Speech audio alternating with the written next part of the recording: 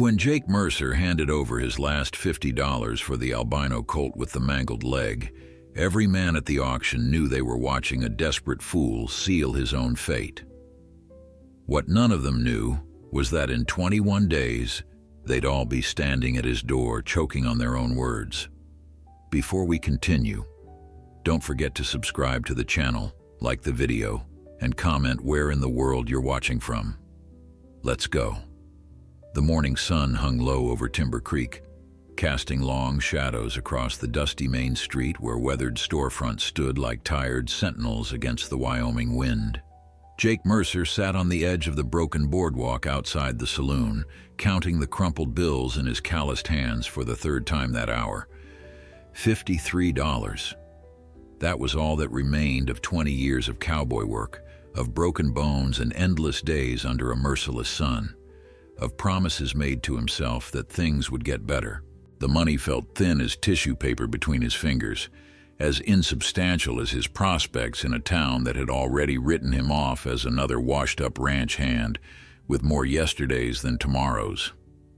At 47, Jake had the kind of weathered face that told stories without words. Deep lines bracketed his mouth, carved there by years of squinting against prairie dust and forcing smiles when his body screamed for rest. His hands bore the permanent stains of leather and rope, the crooked fingers testament to breaks that had healed badly because he couldn't afford to stop working long enough for them to set properly.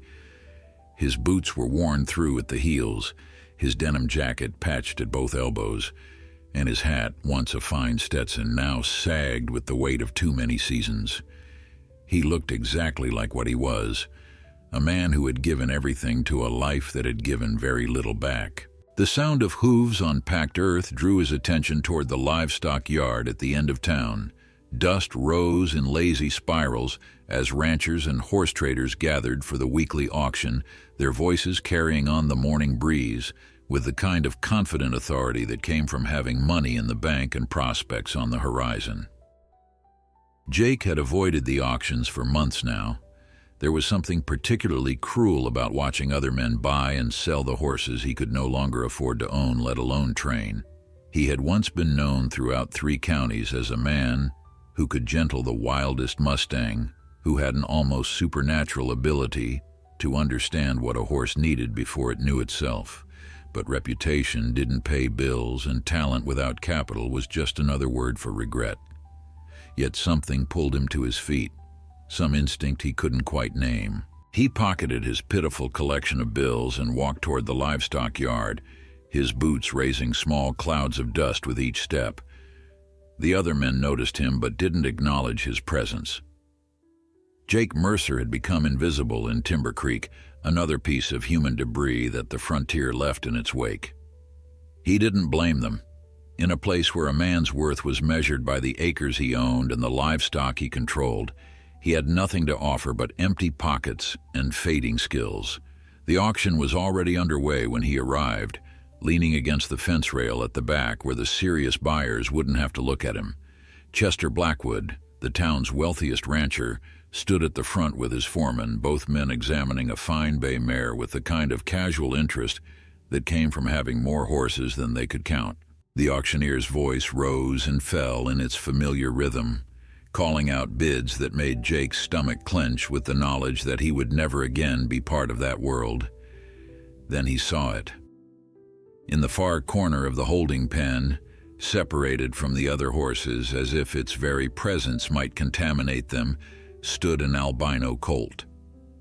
The animal was perhaps 8 months old, all awkward legs and uncertain movements, its coat so white it seemed to glow in the morning sun. But it was the colt's eyes that caught Jake's attention, pink-rimmed and vulnerable, blinking against the brightness of a world that seemed designed to hurt creatures like him.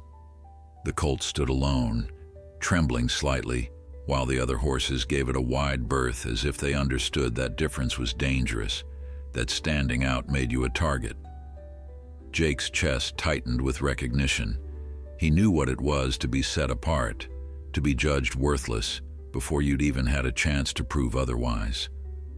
The colt shifted its weight, and Jake noticed the slight unevenness in its stance, a weakness in the left foreleg that would be invisible to anyone who wasn't looking carefully. The animal was damaged goods, a genetic anomaly with a physical imperfection, the kind of horse that serious ranchers wouldn't waste feed on.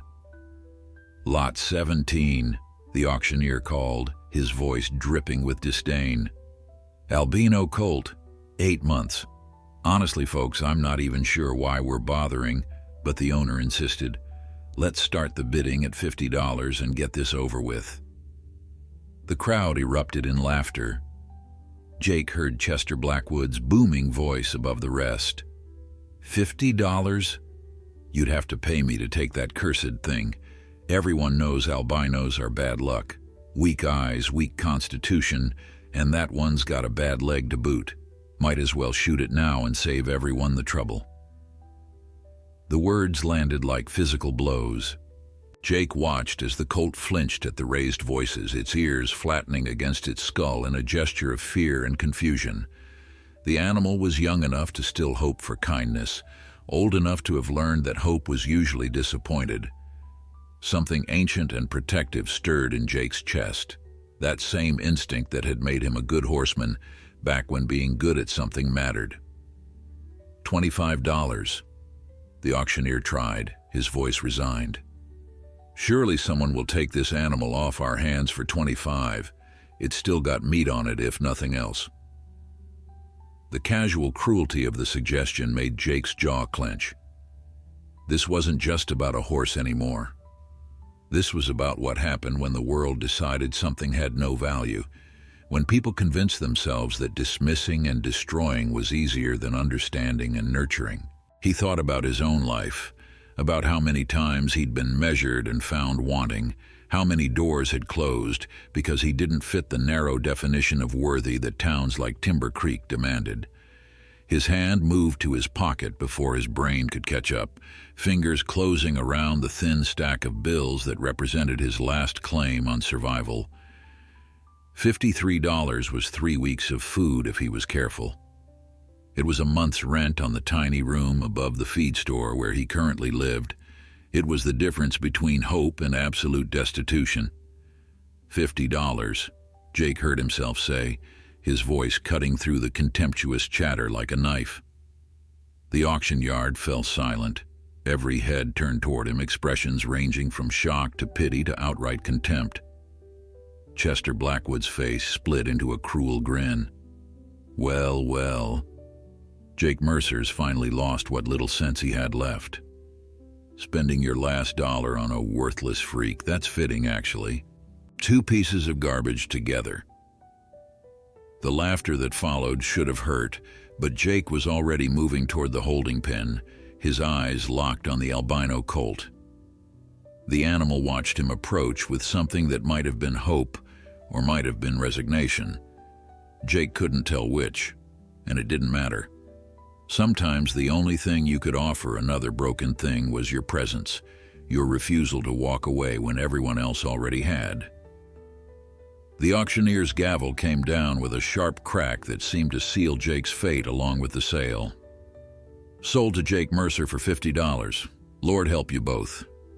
The words were delivered with a mixture of amusement and pity, as if the man behind the podium was already composing the story he'd tell in the saloon that night about the desperate cowboy who'd thrown away his last hope on a defective animal. Jake counted out his bills with hands that wanted to shake, but refused to give the watching crowd that satisfaction. $50 exactly. He kept the remaining $3 for himself, though he wasn't sure what $3 would buy him, besides a few more days of postponing the inevitable. The auctioneer took the money without ceremony, marking something in his ledger with the air of a man recording a funeral. "You'll need to move him out today," the man said, not unkindly. "We can't keep him here overnight, and honestly, Mercer, I'd suggest you think hard about what you're going to do. That colt's got problems beyond the obvious. The owner said he wouldn't nurse properly, spooks at his own shadow, and that leg ain't going to hold up to any real work. You just bought yourself a very expensive burden." Jake nodded, accepting the lead rope that was thrust into his hands. He approached the colt slowly, keeping his movements deliberate and calm. The young horse watched him come with those strange pink eyes, muscles tensed for flight despite having nowhere to run. Up close, Jake could see the full extent of what he'd purchased. The colt was underweight, ribs visible beneath that startling white coat. His mane and tail were sparse, almost translucent, and there were raw patches on his hide where he'd rubbed against the fence rails, possibly from anxiety or parasites. The left foreleg that Jake had noticed earlier showed signs of an old injury, probably sustained in the first few months of life, that had healed incorrectly. "Easy now," Jake murmured, his voice dropping to the low, soothing tone he'd once used with frightened horses. "Nobody's going to hurt you. Not anymore." The colt's ears swiveled toward the sound, and for just a moment the tension in his young body eased slightly. Jake reached out slowly, letting the animal smell his hand before making contact. The colt's nose was soft and warm against his palm, breath coming in short, anxious huffs. Jake felt something shift in his chest, that old familiar connection he'd thought was dead along with his prospects. This horse needed him. Maybe that didn't matter to anyone else in Timber Creek, but it mattered to Jake. Getting the colt out of the holding pen proved more difficult than expected. The animal balked at the gate, eyes rolling white with fear at the jeering crowd beyond. Chester Blackwood and his cronies had stayed to watch the show, clearly anticipating entertainment from Jake's humiliation. "Look at that," Blackwood called out. "Can't even get it to walk straight." "You've got a fine investment there, Mercer. Real fine." Jake ignored him, focusing entirely on the frightened animal before him. He knew horses well enough to understand that force would only make things worse. Instead, he simply stood at the gate, holding the lead rope loosely, and waited. It was an old trick, one that required patience more than skill. Eventually, curiosity or simple exhaustion would overcome fear, and the horse would choose to move forward on its own terms. It took 20 minutes. 20 minutes of standing in the morning sun while the crowd gradually lost interest and drifted away to other business. 20 minutes of enduring scattered insults and pitying looks from men who had once respected him. But eventually, the colt took one tentative step forward, then another, until he was standing beside Jake in the dusty street beyond the auction yard. "There you go," Jake said softly.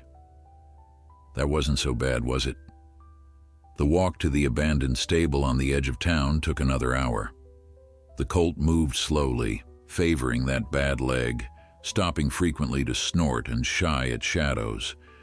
Jake matched his pace to the animal's limitations, never pulling or forcing, just maintaining a steady presence at the end of the lead rope. People stared as they passed, some shaking their heads in disbelief, others laughing outright at the sight of the town's most pathetic cowboy leading the town's most pathetic horse. The stable Jake had in mind wasn't much. It had belonged to a family that had given up on frontier life 3 winters ago, abandoned when the father died and the widow took her children back east. The structure was sound enough, though the roof leaked in places and the stalls needed mucking out. But it was free, or at least no one had bothered to claim it yet, and Jake had been using the small tack room as storage for what little equipment he still owned. Leading the colt inside felt like crossing some invisible threshold. The animal balked again at the darkness, but Jake spoke to him quietly, consistently, until the young horse was standing in the largest stall, head raised and nostrils flared as he examined his new surroundings. Jake removed the halter carefully, giving the colt freedom to explore the space. "I know it's not much," Jake said, as if the horse could understand his words, "but it's dry and it's safe, and that's more than either of us had this morning." The colt immediately moved to the back corner of the stall, pressing his white body against the wooden boards as if trying to disappear into them. His eyes were wide, tracking every movement Jake made with the wariness of an animal that had learned trust was dangerous. Jake understood that wariness intimately. He'd worn the same expression himself more times than he could count. The problem of feed presented itself immediately. Jake had $3 to his name and a horse that needed grain, hay, and probably veterinary attention for that leg. The mathematics of survival suddenly seemed impossible. He couldn't afford to keep the colt, but he couldn't afford to get rid of him either. Not that anyone would take the animal off his hands anyway. He'd effectively trapped himself in a situation with no clear solution, motivated by nothing more than a moment of emotional impulse and stubborn refusal to let another living thing be dismissed as worthless. Jake spent the rest of that first day trying to make the stable habitable.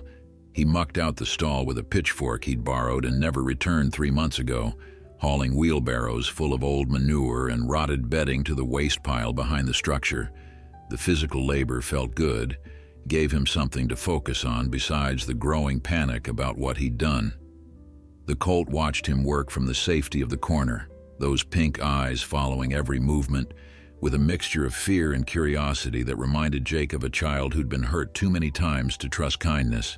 By late afternoon, Jake's back was screaming and his hands were blistered, but the stall was clean and he'd managed to scavenge enough decent hay from the abandoned loft to make a small pile in the corner.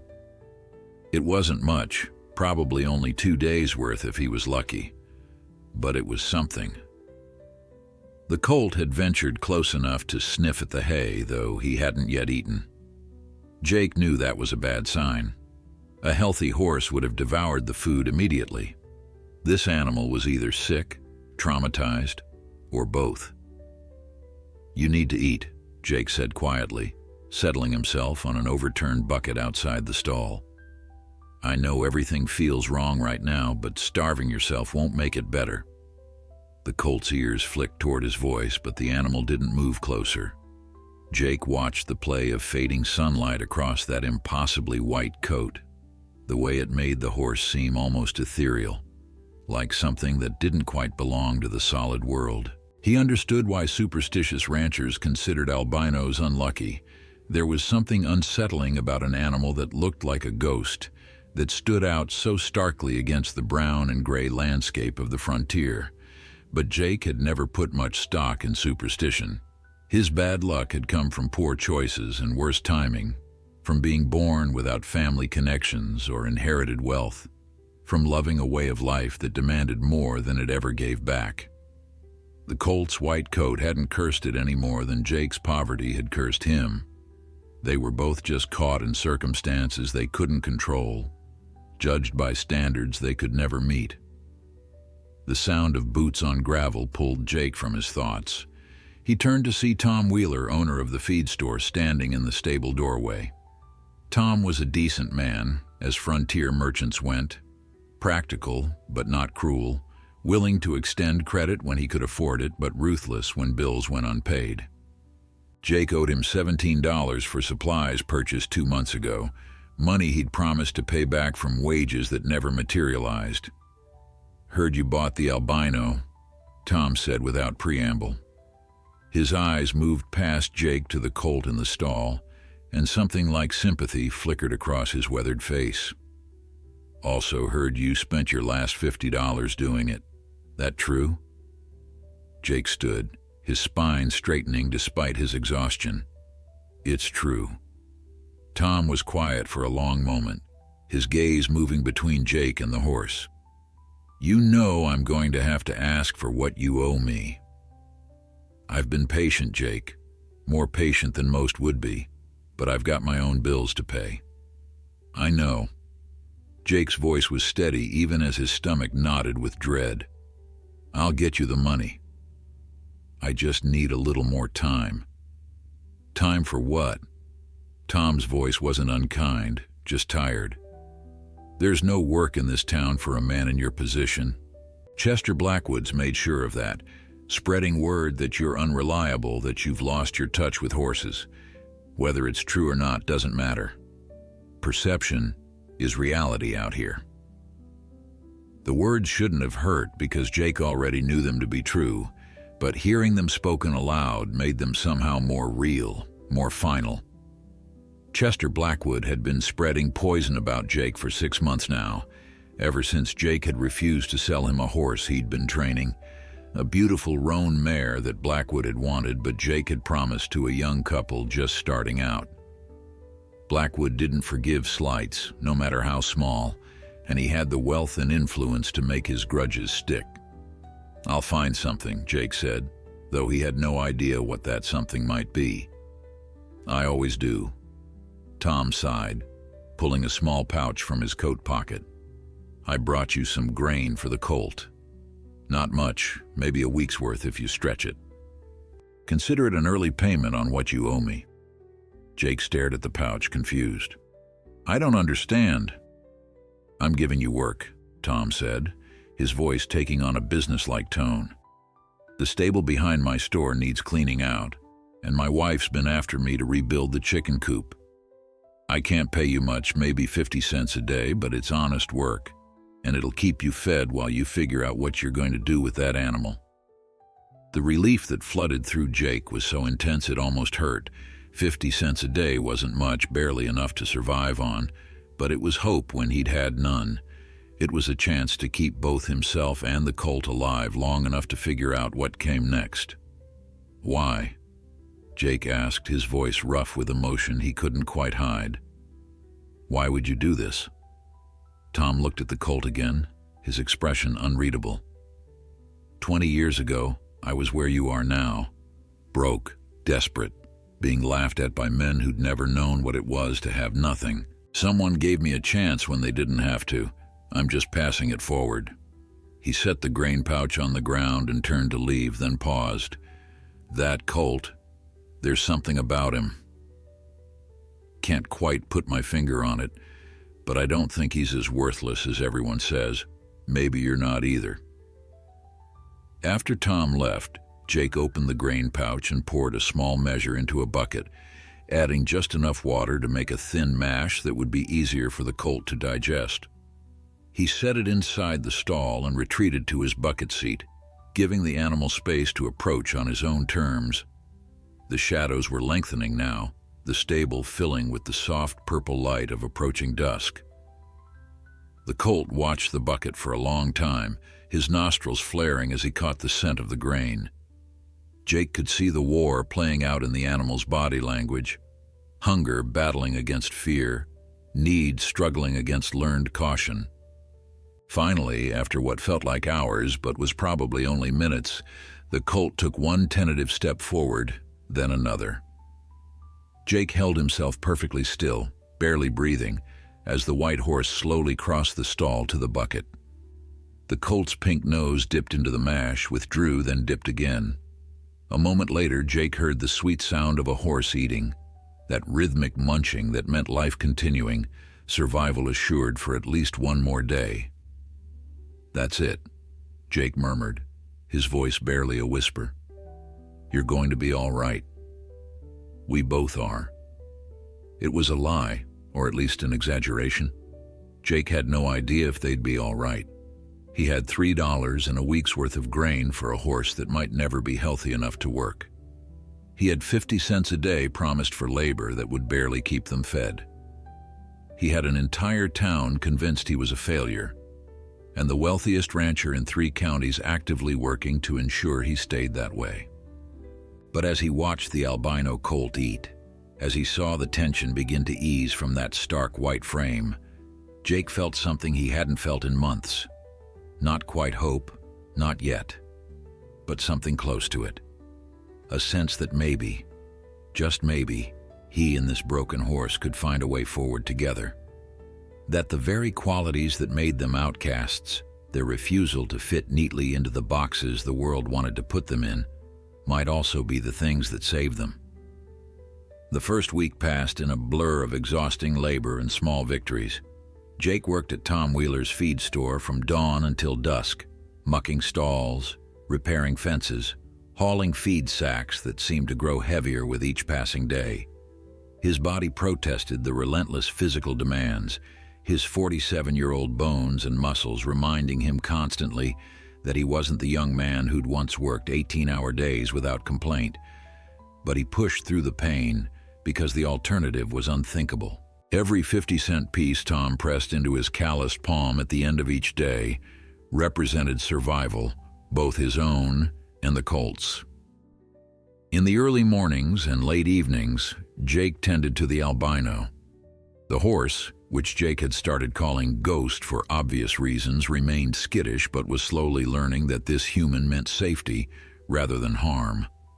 Ghost ate regularly now, though never when Jake was too close, and the raw patches on his hide were beginning to heal.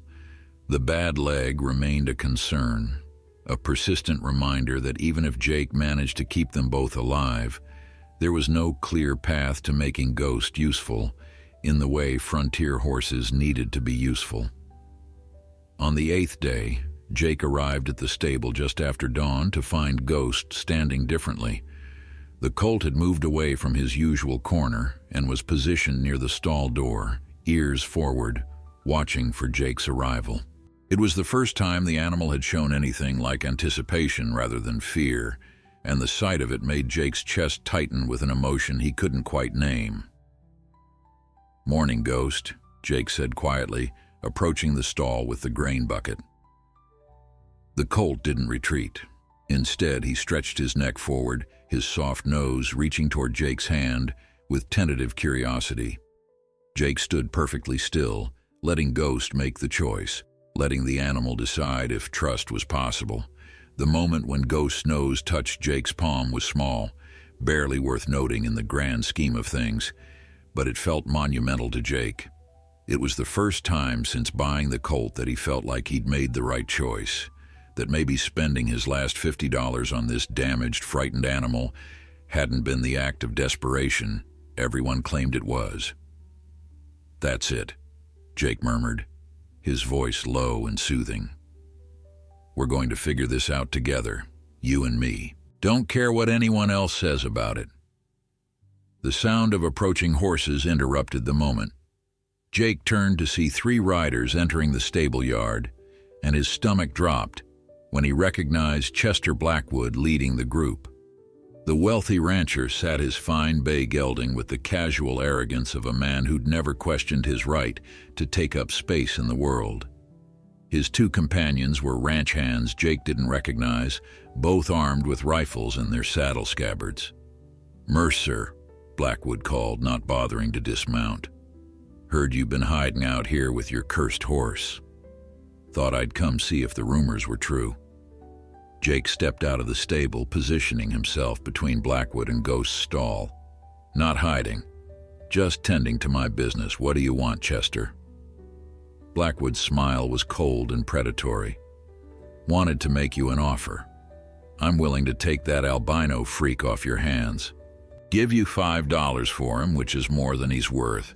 You can use the money to get yourself out of Timber Creek, start fresh somewhere. People don't know you're a failure." The insult was carefully crafted, designed to wound while pretending to be generous. Jake felt anger flare in his chest but kept his voice level. "Ghost's not for sale." "Ghost?" Blackwood laughed, a sound utterly devoid of humor. "You've named it? That's even more pathetic than I thought. Mercer, let me explain something to you in terms even a washed-up cowboy can understand. That animal is worthless. Albinos have weak constitutions, bad eyesight, and no stamina. Add in that bum leg, and you've got a horse that couldn't work if its life depended on it, which, coincidentally, it does." Jake crossed his arms, refusing to be baited. "Then why do you want him?" The question caught Blackwood off guard, his smile faltering for just a moment. "I don't want him. I'm trying to help you out of the hole you've dug for yourself, though I have to admit there's a certain satisfaction in watching you throw away what little you have left on something everyone knows is doomed." One of the ranch hands leaned over and whispered something to Blackwood, too quiet for Jake to hear. The rancher's expression shifted, becoming more calculating. "Actually, there is one reason I might be interested. I'm hosting a gathering next month, bringing in ranchers and horse buyers from all over the territory. It would be amusing to have your albino there as an example of what not to buy, a curiosity for people to laugh at. I'd even pay you to bring him, say $10 for your trouble." The cruelty of the proposition took Jake's breath away. Blackwood wanted to use Ghost as entertainment, as a living example of failure and poor judgment, all while humiliating Jake in front of the most influential men in the region. It was exactly the kind of calculated malice that Blackwood specialized in, finding ways to hurt people that seemed almost reasonable on the surface. "No," Jake said simply. Blackwood's face darkened. "You're refusing $10? Money you desperately need? For what, pride? You don't have any pride left to protect, Mercer. Everyone in this town knows you're finished." I said no. Jake's voice remained steady despite the rage building in his chest. "Ghost's not a curiosity and he's not a joke. He's a living creature that deserves dignity, which is more than I can say for you." The insult hung in the air between them, and Jake saw Blackwood's hand move toward the riding crop on his saddle. For a moment he thought the man might actually strike him, and he found himself not caring. Some things were worth taking a beating for, and Ghost's dignity was apparently one of them. But Blackwood controlled himself, his face settling into an expression of cold contempt. "You're making a mistake, Mercer. That animal is going to die, probably within the month, and when he does, you'll have nothing. No money, no prospects, no future, and I'm going to make sure everyone knows it was your own stubborn stupidity that put you there." He wheeled his horse around, his companions following suit. Before riding away, Blackwood called back over his shoulder. "Tom Wheeler's been extending you credit on feed, hasn't he? Might be time for him to call in those debts. Unless he wants to find himself cut off from my business, which accounts for nearly half his sales." The threat was clear. Blackwood would use his influence to pressure Tom into cutting Jake off, leaving both him and Ghost without resources. It was the kind of petty, vindictive move that made Blackwood hated by half the territory. But it was also the kind of move that worked. Tom Wheeler was a good man, but he had a business to run and a family to feed. He couldn't afford to lose Blackwood's custom, no matter how much he might want to help Jake.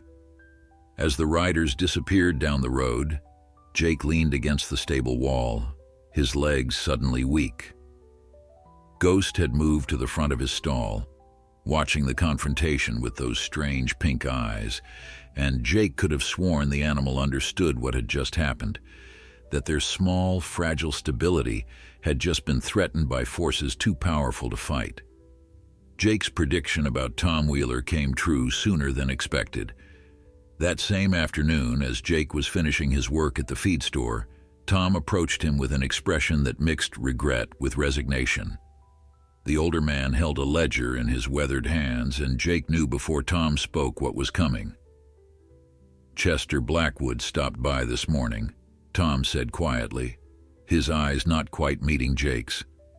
"Made it real clear that if I keep extending you credit, he'll take his business elsewhere. And Jake, you know I would help if I could, but his account represents nearly 60% of my income.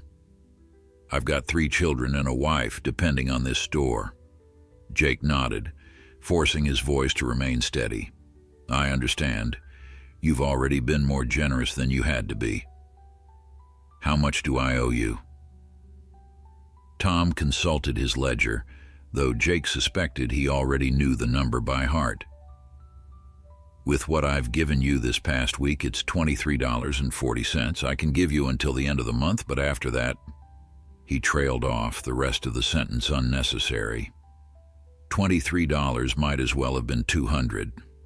Jake was earning $3.50 a week, and most of that went to keeping himself and Ghost fed.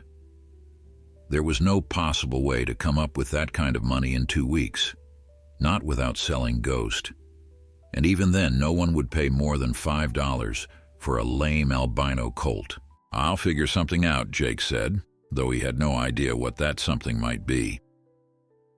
That evening, he sat on the overturned bucket outside Ghost's stall, his head in his hands, trying to calculate a way out of the impossible situation Blackwood had engineered. The mathematics of survival kept coming up short no matter how he manipulated the numbers.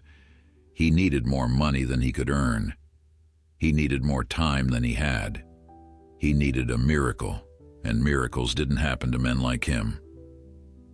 Ghost approached the stall door, his white head hanging over the top rail. The colt had grown bolder over the past week, more willing to seek out Jake's presence rather than hiding from it.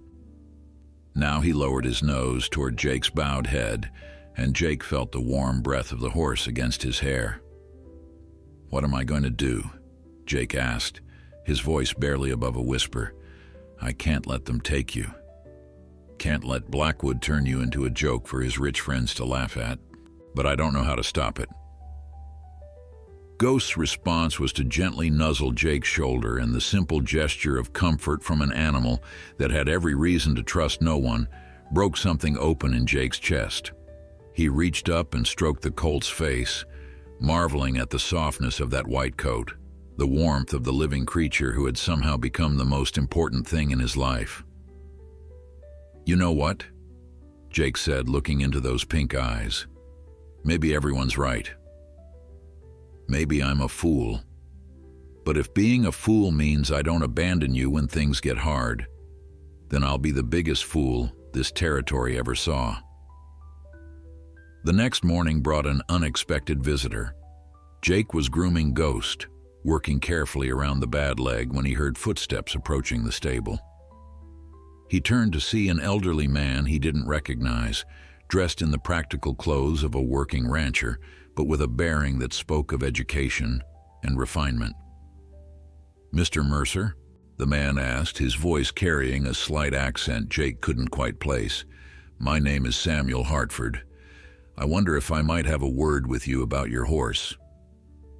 Jake's first instinct was suspicion. Every time someone showed interest in Ghost lately, it meant trouble. "If you're here on behalf of Chester Blackwood, you can turn right around." Hartford's weathered face creased in what might have been amusement. "I assure you, I have no connection to Mr. Blackwood. Quite the opposite, in fact. I heard about your albino colt and came to see him for myself. May I?" Jake hesitated, then stepped aside. Hartford approached Ghost's stall slowly, his movements measured and respectful. The colt, who still spooked at most strangers, watched the old man with curiosity rather than fear. Hartford studied Ghost in silence for several long minutes, his eyes taking in every detail of the horse's conformation, his stance, the way he held his head.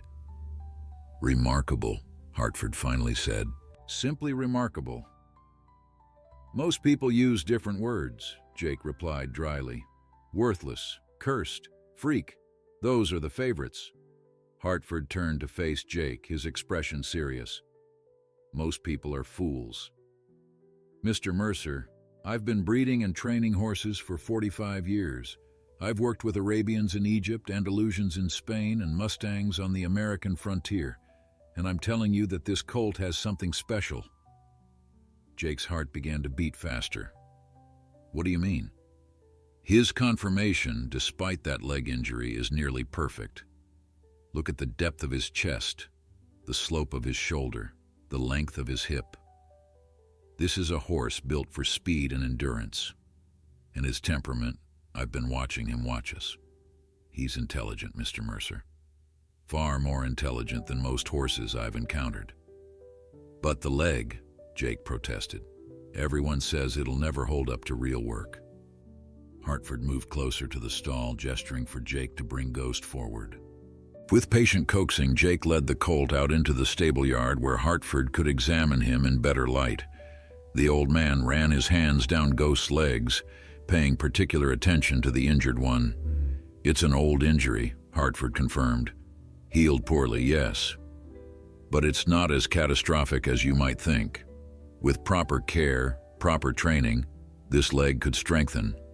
The colt is young enough that his body can still adapt.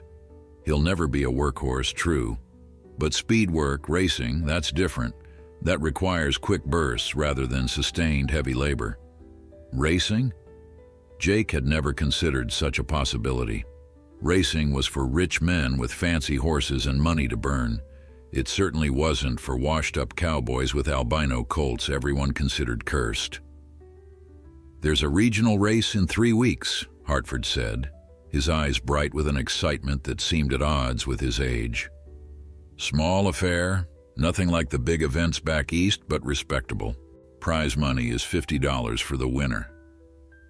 $50, enough to pay Tom Wheeler what he owed with money left over, enough to prove to Blackwood and everyone else in Timber Creek that Ghost wasn't worthless, enough to give both of them a future. But the idea was insane. Ghost had never been trained to race. His injured leg made competition seem impossible, and Jake had no experience with racing horses. "Why are you telling me this?" Jake asked. "What do you want?" Hartford smiled, a genuine expression that reached his eyes. "I'm an old man who's tired of seeing potential wasted because people are too blind or too cruel to recognize it. Your colt has potential, Mr. Mercer. And frankly, so do you. I'm offering to help you train him. No charge, no strings attached, just the satisfaction of proving the fools wrong." Jake looked at Ghost, standing in the morning sunlight, his white coat gleaming like hope made flesh. The colt turned his head toward Jake, and in those strange pink eyes Jake saw trust. Ghost trusted him to make the right choice, to not give up when things seemed impossible. "All right," Jake said, his voice steady despite the fear and excitement warring in his chest. "All right, let's do it. Let's show them what worthless really means." Training began the very next morning, and Jake quickly learned that Samuel Hartford's methods were unlike anything he'd encountered in his 20 years of working with horses. Where most cowboys broke horses through dominance and force, Hartford approached training as a conversation between equals, a partnership built on mutual respect rather than submission. "The first thing you need to understand," Hartford said as they stood in the makeshift training ring Jake had created behind the stable, "is that Ghost doesn't need to be broken. He needs to be built up. Everything in his short life has taught him that the world is hostile, that survival means hiding and protecting himself. We're going to teach him something different." Jake watched as Hartford entered the ring with Ghost, moving with a grace that seemed impossible for a man who had to be in his 70s. The old trainer didn't approach the colt directly. Instead, he simply stood in the center of the ring, his posture relaxed, his energy calm. Ghost watched him from the far side of the space, white coat bright against the weathered fence rails, pink eyes wide and alert. "What are you doing?" Jake asked after several minutes of apparent inaction. "Waiting," Hartford replied without turning, "letting him see that I'm not a threat, that I'm not going to force anything on him. Watch his ears, Mr. Mercer. They'll tell you everything you need to know about what he's thinking." Jake focused on Ghost's ears, noting how they swiveled constantly, tracking Hartford's position, listening for danger. Gradually, almost imperceptibly, the colt's stance began to relax. His head lowered slightly. One ear turned forward toward Hartford, while the other continued to monitor the environment. "There," Hartford said softly.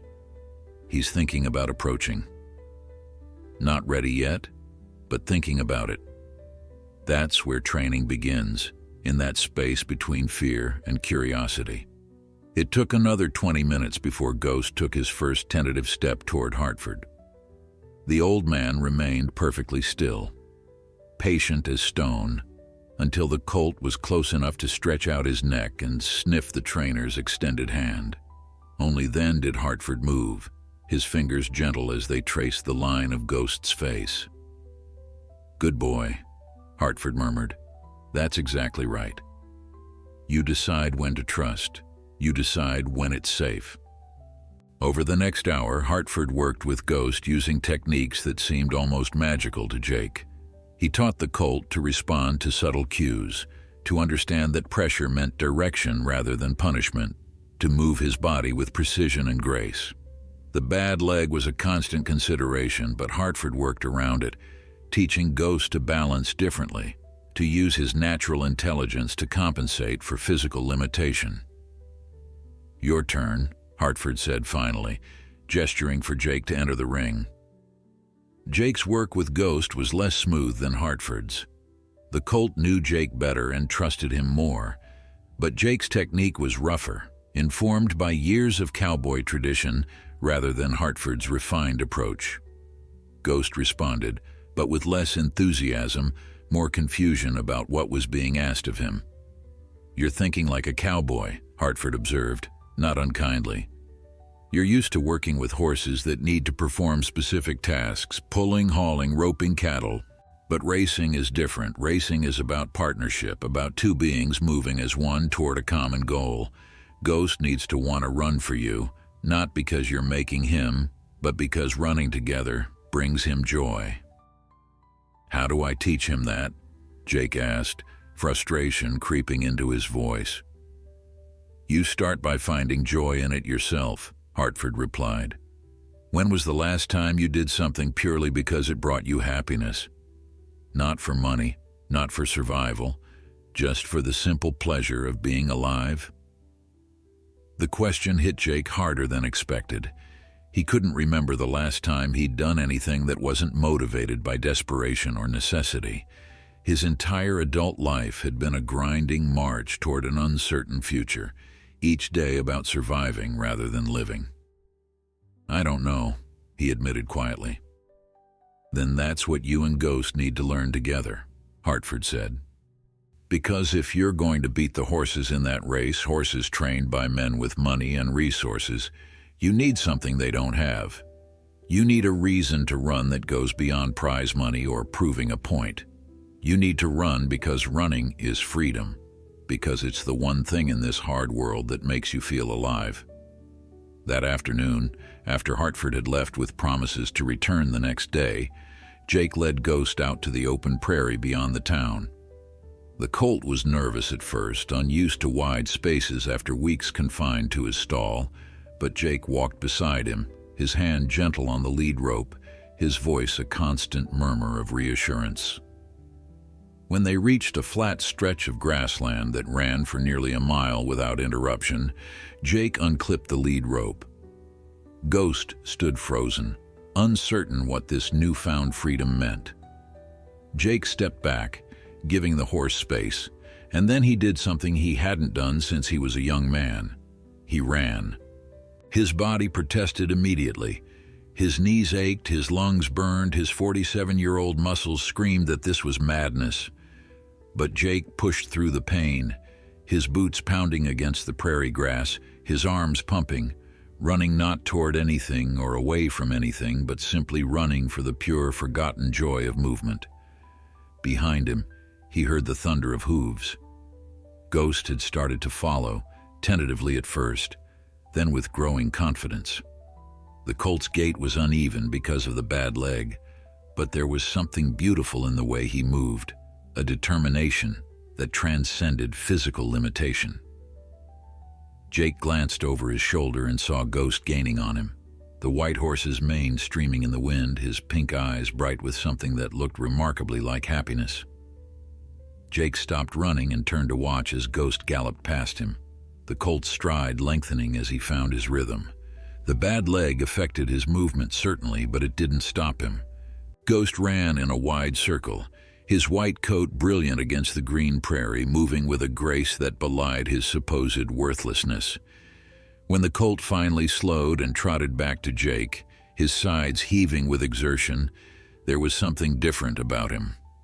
The fear that had been his constant companion had retreated, replaced by a spark of confidence, a suggestion that maybe the world wasn't entirely hostile after all.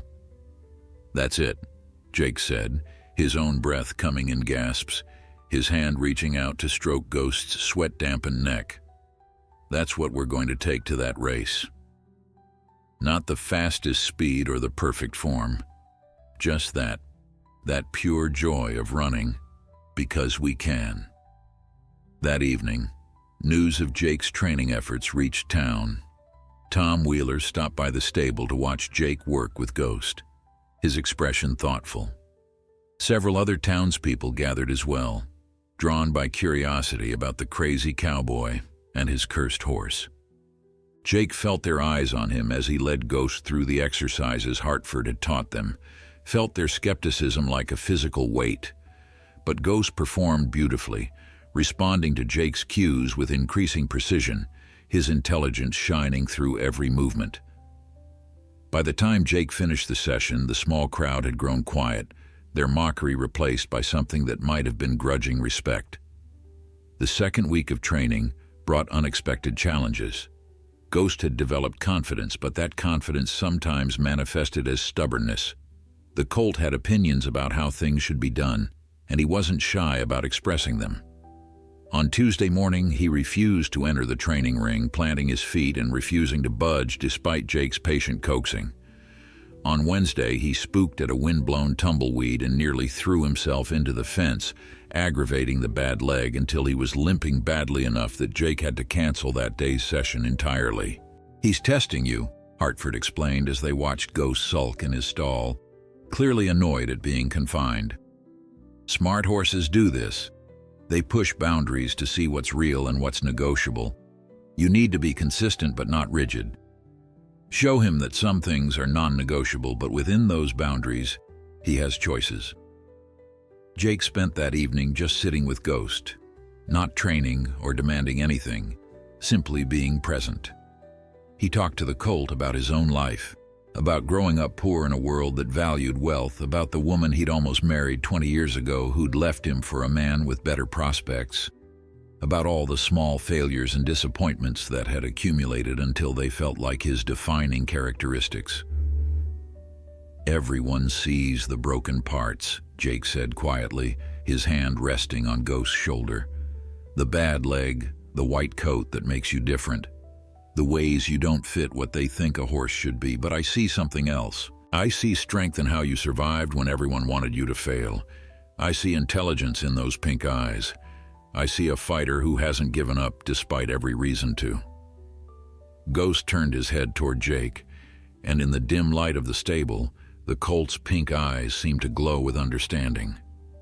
Maybe it was Jake's imagination, maybe it was just the way the lamplight reflected.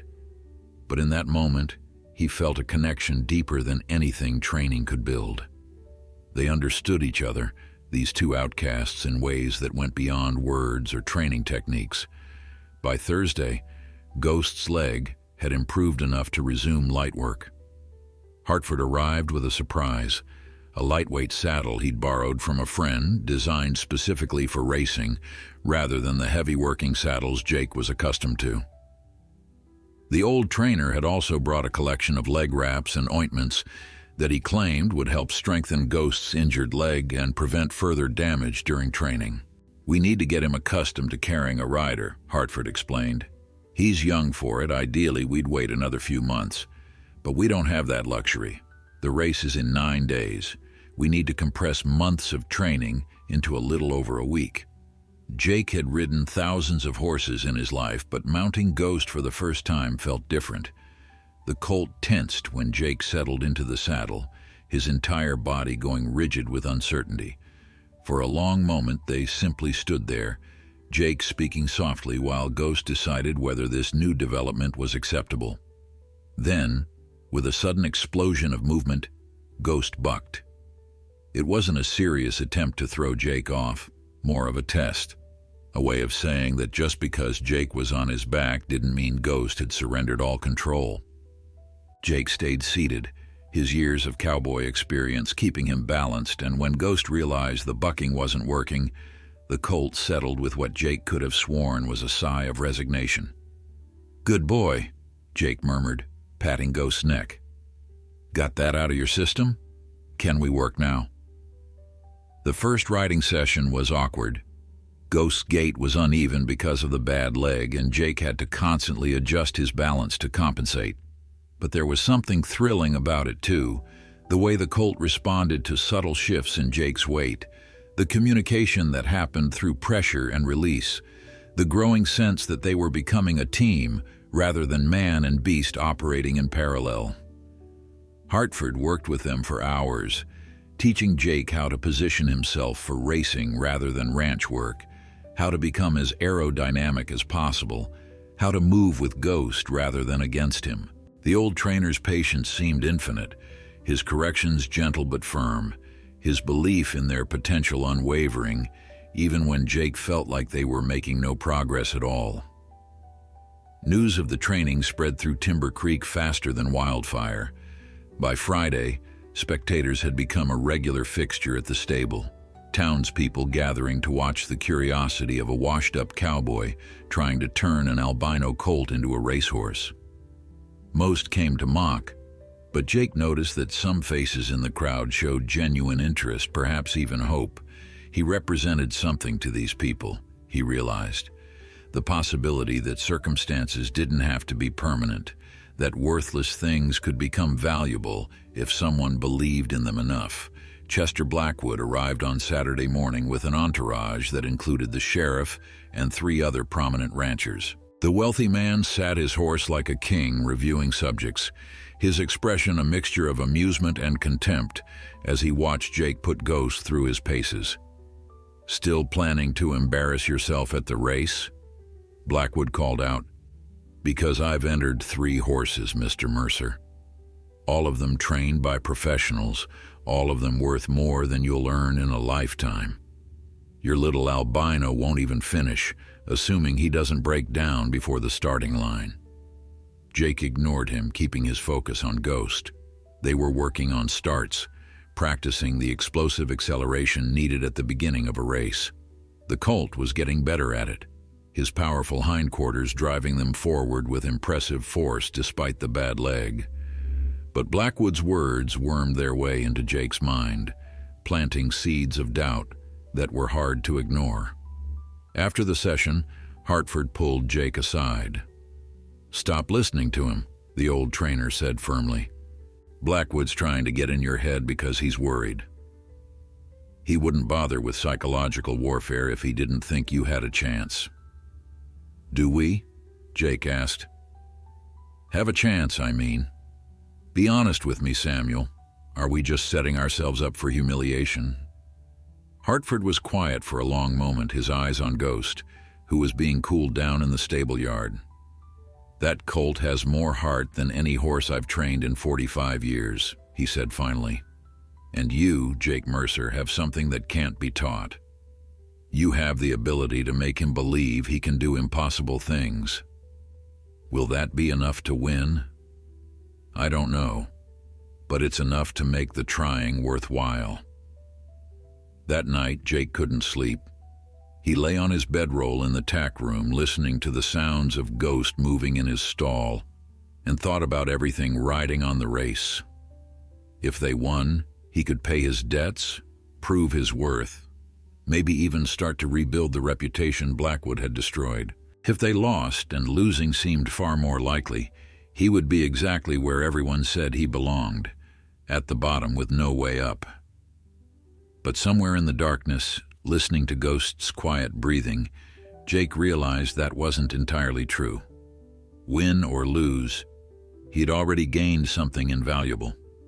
He'd found purpose again, found a reason to get up every morning that went beyond mere survival. He'd formed a partnership with a creature as broken and dismissed as himself, and together they'd built something worth fighting for. Race day arrived with a crystalline autumn morning that seemed designed to showcase the impossibility of what Jake was attempting.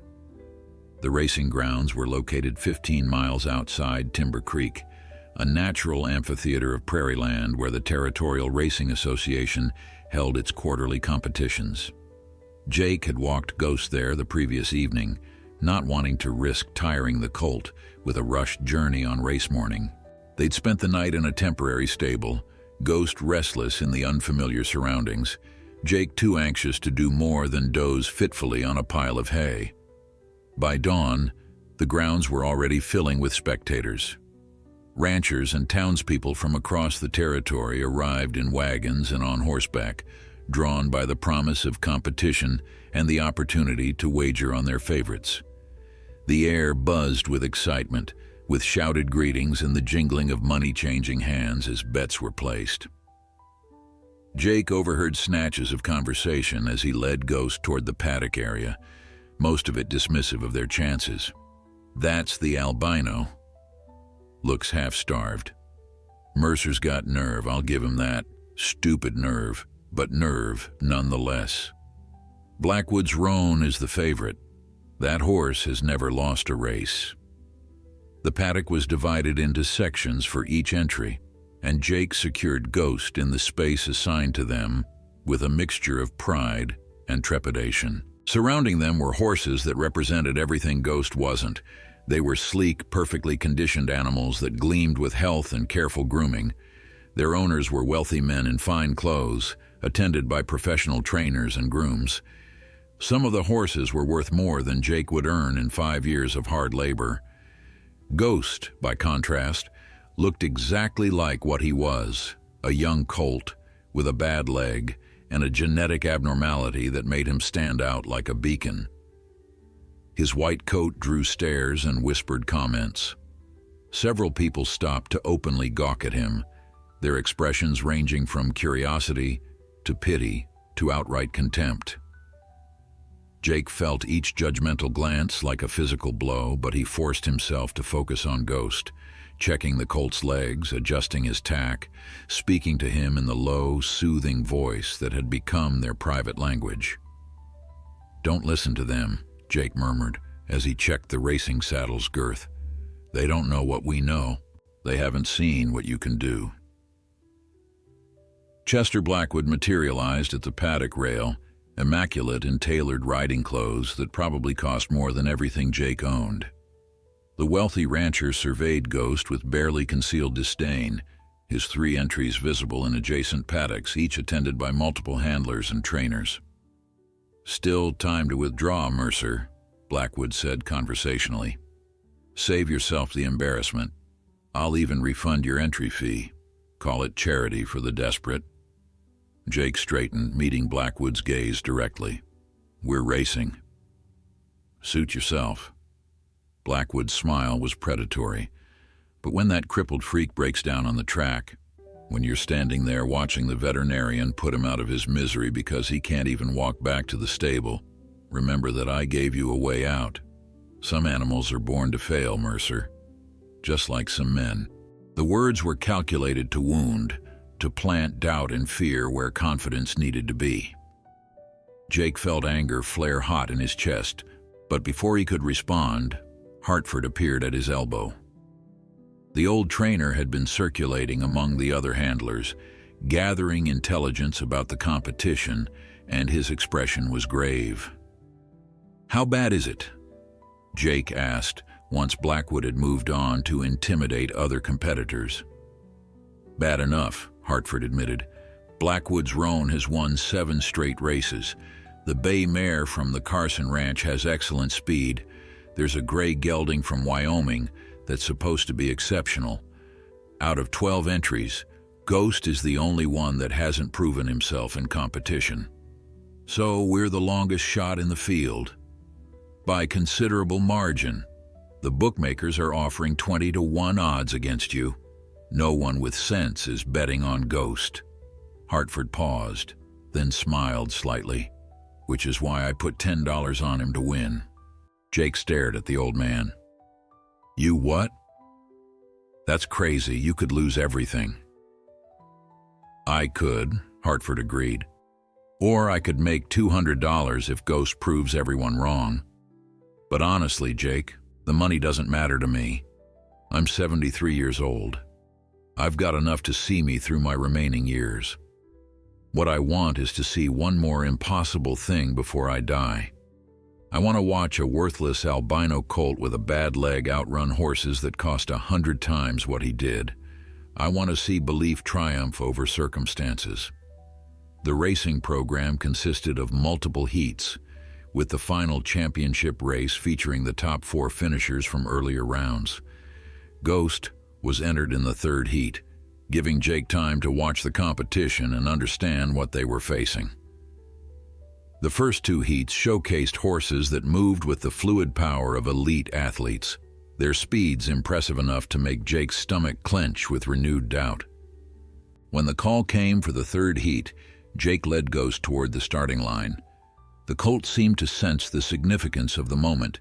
His ears were pricked forward, his nostrils flared, his body tense with anticipation rather than fear. Jake mounted carefully, settling into the lightweight racing saddle, feeling Ghost adjust to his weight with the familiarity born of their intensive training. 5 other horses lined up beside them, each with professional jockeys wearing silk racing colors. Jake wore his everyday work clothes, faded denim and worn leather, his only concession to the occasion a borrowed helmet that Hartford had insisted he wear. The contrast between him and the other riders was almost comical, like a field hand accidentally invited to a gentleman's ball. The starter, a severe-looking official with a brass megaphone, positioned himself at the side of the track. "Riders ready," he called. Jake tightened his grip on the reins, leaning forward slightly, whispering encouragement to Ghost. The colt's ears swiveled back, listening to Jake's voice, trusting in the partnership they'd built. "Set!" The tension was unbearable. Jake's entire world narrowed to this moment, to the powerful animal beneath him, to the track stretching out ahead, to the possibility of proving that worthless things could become extraordinary with the right combination of belief and effort. The starting gun cracked like thunder. Ghost exploded forward with a violence that nearly unseated Jake. The colt had been waiting for this, all his pent-up energy releasing in one tremendous surge of acceleration.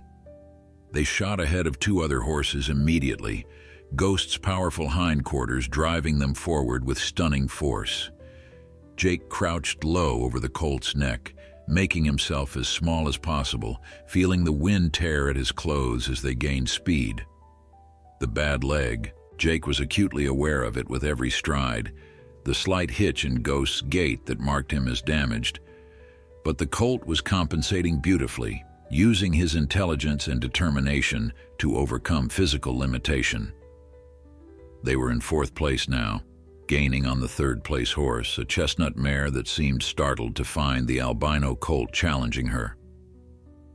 The track stretched for a 1/4 mile, a distance that seemed both impossibly long and terrifyingly short. Jake could hear the crowd's roar building as Ghost continued to gain ground, their skepticism transforming into something approaching excitement. The white colt was a spectacle, a flash of brilliance against the brown and gray landscape, impossible to ignore even for those who'd bet against him. Halfway through the race, Ghost pulled alongside the chestnut mare. Jake could see the other jockey glance over, his expression shifting from confidence to concern as he realized this wasn't the easy heat he'd anticipated. The mare's rider used his crop, urging more speed from his mount, and the chestnut responded, pulling slightly ahead. But Ghost wasn't finished. Jake felt the colt gather himself, felt the coiled power in those hindquarters release in a surge of acceleration that defied everything people said about injured horses and genetic defects.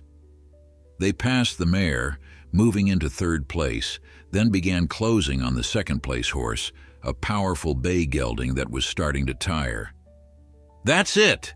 Jake shouted, the words torn away by the wind. "Show them what you are!" The crowd's noise had reached a fever pitch. People were on their feet, pointing at the white horse that was systematically dismantling the race favorites. Jake caught glimpses of faces as they thundered past the spectator area. Shock, disbelief, and something that might have been joy at witnessing the impossible. They passed the bay gelding, with 50 yards remaining. Only one horse remained ahead, the race leader, a gray thoroughbred that seemed to be floating across the ground with effortless grace. The distance between them was perhaps 3 lengths and closing fast, but the finish line was approaching with terrifying speed. Jake leaned even lower, his face pressed against Ghost's neck, feeling the heat radiating from the colt's straining body, the foam flying from his mouth, the trembling in that bad leg that suggested they were pushing beyond safe limits. He knew they should ease off, should be satisfied with 2nd place, should protect Ghost's fragile leg from the damage they were risking. But he also knew Ghost wouldn't forgive him for holding back, not when they were this close. "Your choice," Jake whispered, barely audible over the pounding hooves and rushing wind. "Tell me what you want." Ghost's response was unambiguous. The colt found reserves Jake didn't know existed, his stride lengthening impossibly, his speed increasing when physics and biology said he should be slowing. They closed on the gray thoroughbred. 2 lengths, then 1, then they were neck and neck, 2 horses moving as one, their riders crouched like statues, the finish line rushing toward them with inevitable finality. In that final moment, Jake felt something shift. Not in Ghost's body, but in his own understanding. This wasn't about winning or losing, about proving people wrong or vindicating his judgment. This was about Ghost claiming his right to be more than the limitations others had imposed on him. The colt was running not because Jake asked him to, but because running was his rebellion against a world that had deemed him worthless from birth. They crossed the finish line in what seemed like a dead heat with the gray thoroughbred. Jake couldn't tell who had won, couldn't process anything beyond the desperate need to slow Ghost down safely, to protect that injured leg before it gave out completely. He eased back on the reins, his voice steady as he asked Ghost to slow, to walk, to stop pushing his damaged body beyond endurance. The colt responded immediately, his training overcoming his competitive fire. They slowed to a canter, then a trot, then finally a walk. Jake could feel Ghost trembling beneath him, every muscle quivering with exhaustion, and he slid from the saddle immediately to take weight off the colt's back. His hands moved to Ghost's leg, checking for damage, for the catastrophic injury everyone had predicted. The leg was hot, swollen, clearly strained, but it wasn't broken. Ghost stood on it, favoring it certainly, but bearing weight. They'd pushed to the absolute limit, but they hadn't crossed into disaster.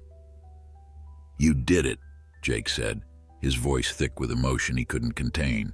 "Whatever the judges say, you proved everything you needed to prove." Hartford appeared, his face flushed with excitement. "I need to check that leg properly. But Jake, my God. That was extraordinary. I've never seen anything like it."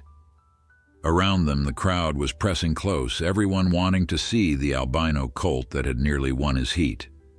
Jake kept himself between Ghost and the spectators, protecting the exhausted horse from unwanted attention.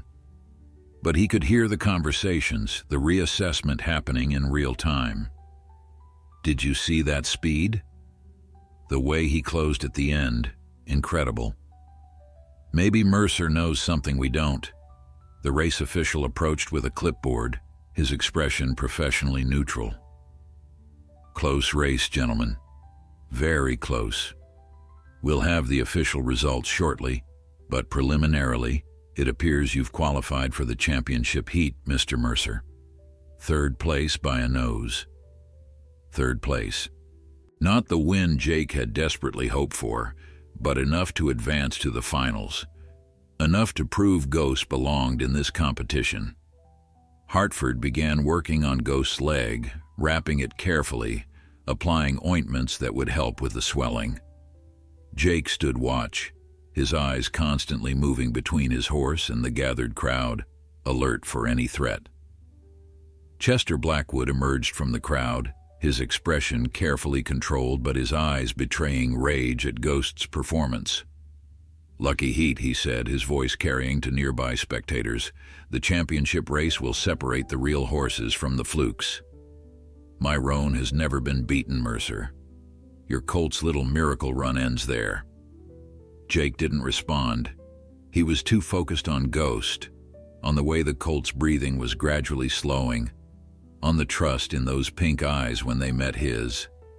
They'd already accomplished something impossible. The championship race was secondary to that fundamental truth. Hartford finished with Ghost's leg and straightened with a grimace. "He can race again," the old trainer said quietly, for Jake's ears only. "But he shouldn't. That leg is right on the edge, Jake.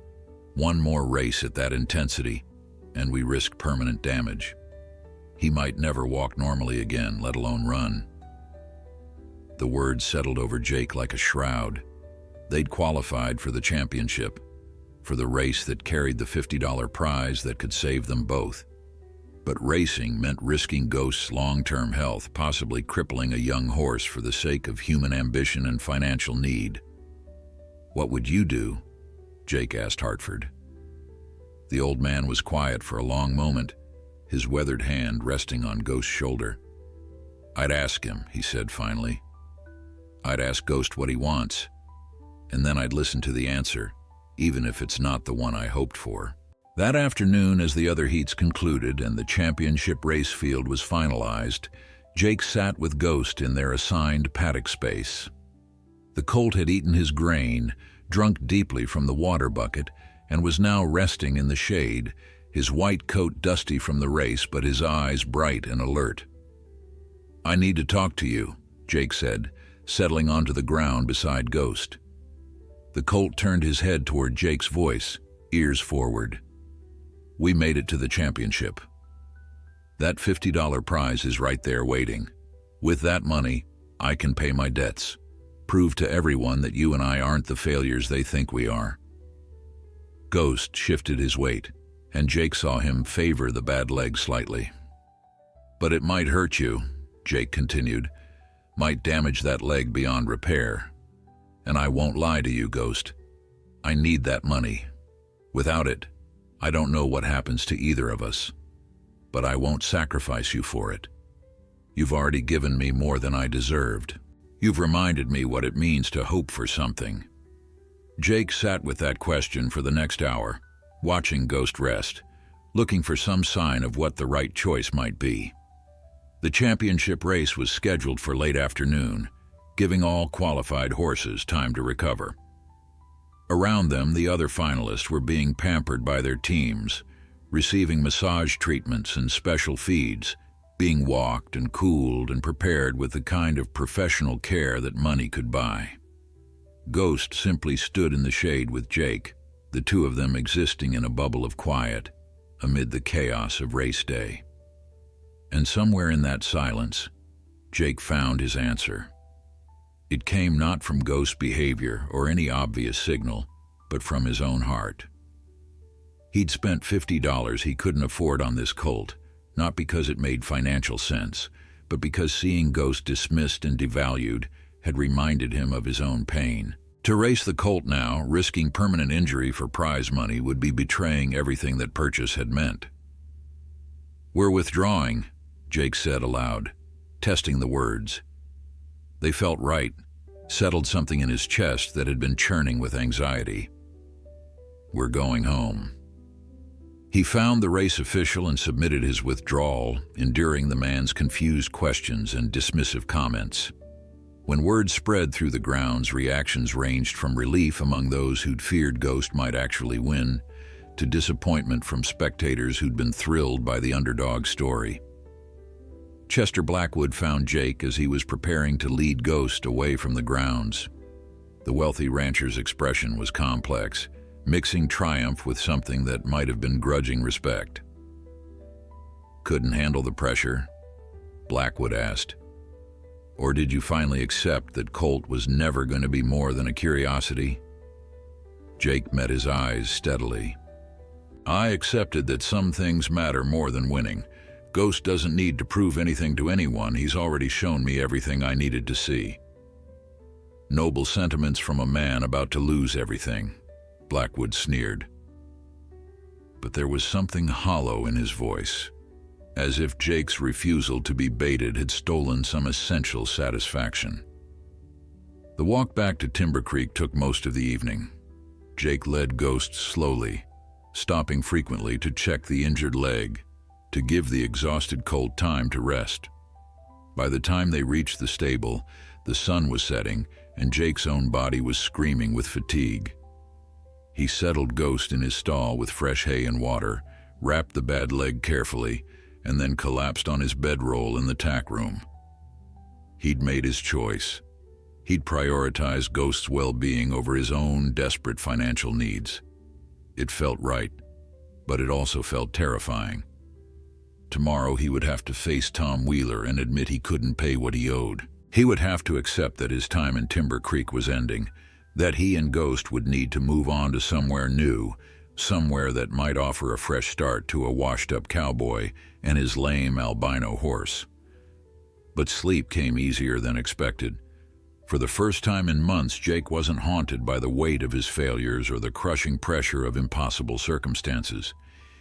He'd made a choice based on principle rather than desperation. And that simple act had returned something to him he'd thought was lost forever, his sense of self-worth. 3 weeks later, Jake was repairing a fence rail behind the stable when he heard the sound of multiple horses approaching. He straightened, shading his eyes against the late morning sun, and felt his stomach drop when he recognized Chester Blackwood riding at the head of a group that included several prominent ranchers and horse breeders from across the territory. This was it, Jake thought. Blackwood had finally decided to force him out directly, to use his influence to ensure Jake had no place left to hide. He set down his tools and walked toward the approaching riders, determined to face whatever was coming with dignity. But Blackwood's expression, when Jake could see it clearly, wasn't triumphant.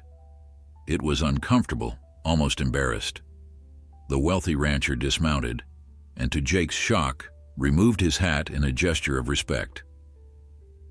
"Mercer," Blackwood said, his voice stiff, "I owe you an apology." Jake stared at him, certain he'd misheard. "You what?" "The championship race," Blackwood continued, clearly struggling with every word. "My roan won, but it wasn't clean. The horse broke down half a mile after crossing the finish line. Leg injury severe enough that the veterinarian said he'd been racing on it for weeks. My trainer had been medicating him, hiding the damage to keep him competitive." Blackwood's jaw tightened. "I didn't know. But ignorance doesn't excuse it. I pushed for wins so hard that my people thought hiding injuries was acceptable." One of the other ranchers stepped forward, a silver-haired man Jake recognized as Marcus Pemberton, owner of the largest breeding operation in the territory. "We've been talking, Mr. Mercer, about what happened at the race, about how you withdrew your colt rather than risk permanent injury, about what that choice says about your character." "You showed something we'd forgotten," another rancher added, "that these animals aren't just property or investments. They're living beings that deserve our care, not just our ambition." Blackwood cleared his throat. "I've been a bastard to you, Mercer. For months, spreading lies about your abilities, pressuring Wheeler to cut off your credit, doing everything I could to drive you out of the territory. I told myself it was business, that you'd crossed me over that roan mare I wanted. But the truth is, I saw something in you that made me uncomfortable. You treated horses like they mattered beyond their monetary value, and that challenged how I'd been operating for 20 years. Jake couldn't find words. This moment felt surreal, like something from a dream rather than waking reality. "We've come with a proposition," Pemberton said.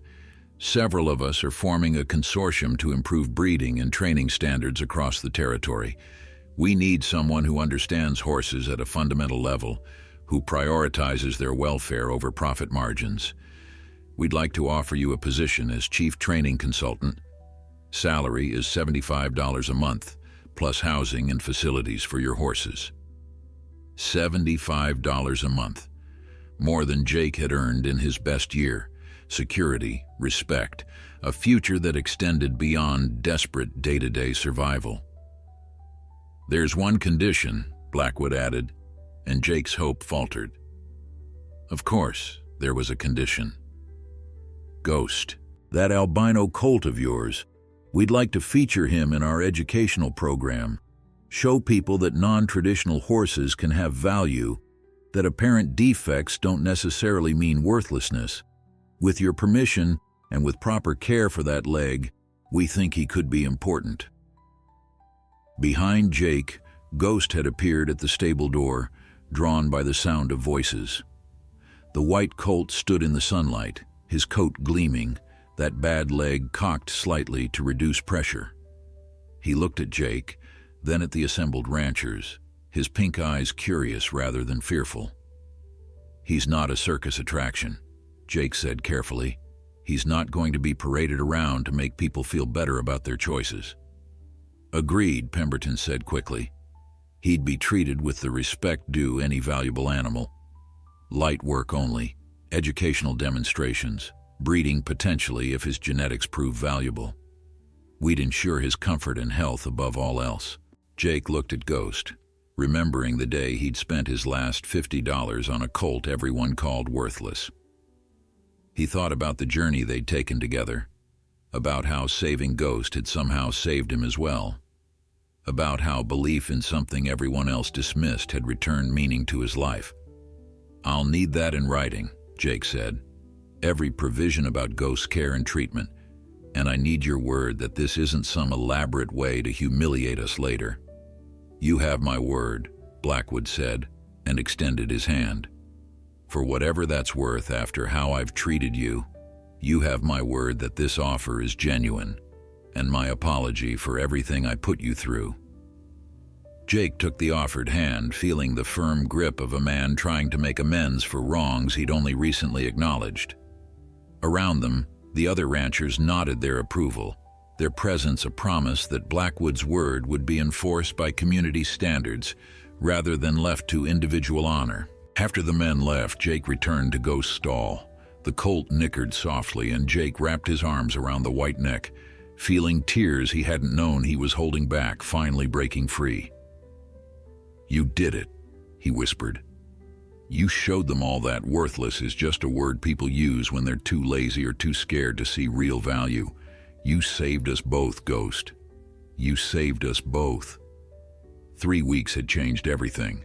The town that had dismissed Jake Mercer as a failure now saw him as a man of principle. Chester Blackwood, who'd worked so hard to destroy him, had become an unlikely ally.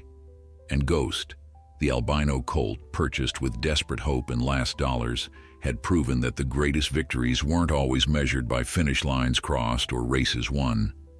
Sometimes victory looked like knowing when not to race. Sometimes it looked like choosing integrity over necessity. And sometimes it looked like a washed-up cowboy and a broken horse standing together in the morning sun, having found in each other exactly what the world said they would never have: worth, purpose, and a future filled with possibility.